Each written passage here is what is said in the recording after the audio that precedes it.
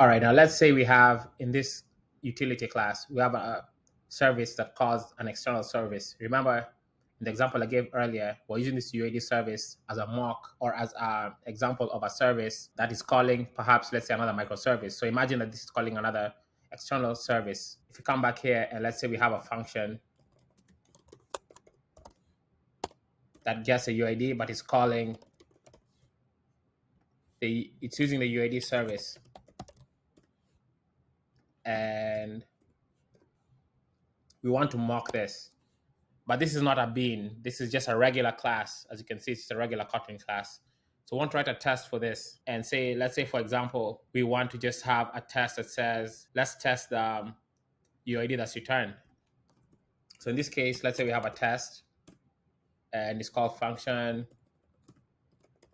test get UID. And from here, we want to mock the UID service because we want to run this as a unit test and we want to call any external services.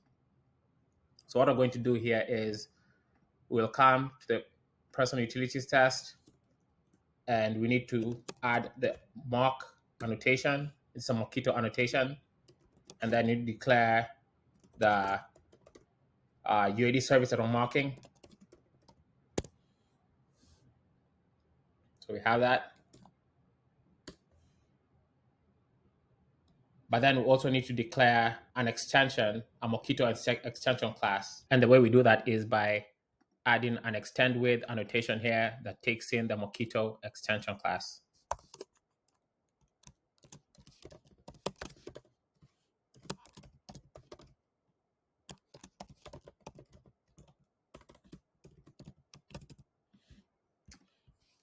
All right. So what this does is, what this Mockito extension does is that it allows us to use Mockito's mocking capabilities in JUnit. So now we have this here. And then what we want to do here is we want to define the actual mock. So in this case, I want to say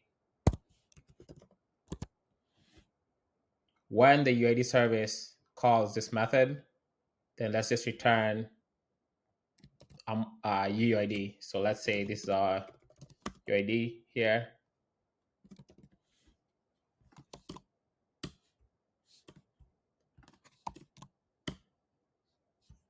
So let's return it. And so now when we want to check or verify this method, what we're going to do is we want to assert that when this getUID method is called with this UID service, which we're mocking, then it should return this UID that we declared here because that's what we declared here in our stub. So let's go ahead and test this. Let's run this test getUID method.